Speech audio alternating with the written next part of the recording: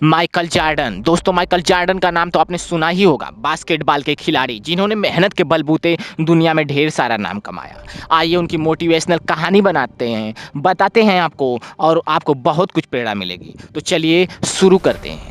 दोस्तों, Michael Jordan बचपन से ही अपने पिता के आज्ञाकारी पुत्र थे।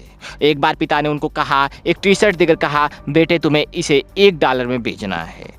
पिता की बात सुनकर माइकल जॉर्डन वो टी शर्ट लेकर मार्केट में निकले और उसे $1 में बेच कर आए। पिता ने शाबाशी दिया और कहा, बेटा तुम्हें एक और टी शर्ट है, उसे तुम्हें $2 में बेचनी है।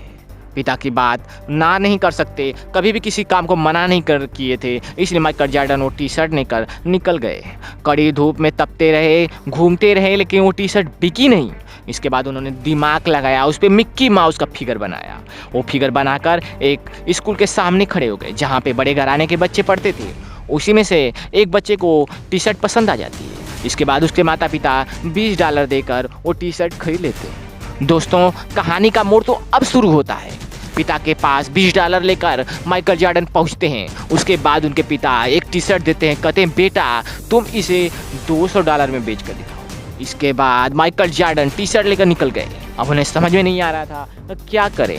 खूब दिमाग लगाएं, लेकिन वो $200 में लेने के लिए कोई तैयार नहीं था। यहाँ पे पिता की बात भी माननी थी, क्या करें। उसके बाद उन्हें पता चला, उसी समय एक हॉलीवुड की एक्ट्रेस, फेमस एक्ट्रेस बगल के शहर में आई थी। उसके बाद तुरंत बिना देर किए माइकल जॉर्डन ट्रेन पकड़े बिना टिकट के और वहाँ पे पहुँच गए। वहाँ पे बहुत सिक्योरिटी लगी थी, लेकिन वो दौड़ते दौड़ते नहीं रुके, पहुँच गए एक्ट्रेस के पास। इनका मासूम चेहरा देखकर एक्ट्रेस ने इन्हें ऑटोग्राफ दे दिया।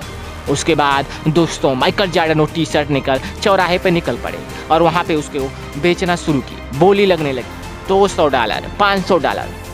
अब क्या हुआ, लास्ट में $2000 में उनकी टी शर्ट बिक गई। इसके बाद वो टी शर्ट लेकर अपने पिता के पास पहुँचे। पिता बहुत खुश हुए, वो खूब शाबाशी दी और कहा, बेटे तुम जो चाहोगे वो कर सकते हो, तुम दुनिया में खूब नाम कमाओगे।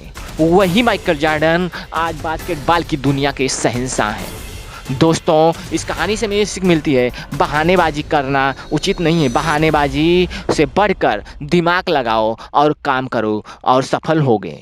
दोस्तों, उम्मीद करते हैं आपको ये स्टोरी पसंद आई होगी। अगर पसंद आई हो तो हमारे चैनल को सब्सक्राइब कीजिए और शेयर कीजिए और बताइए हमारी स्टोरी आपको कैसी लगी। धन्यवाद।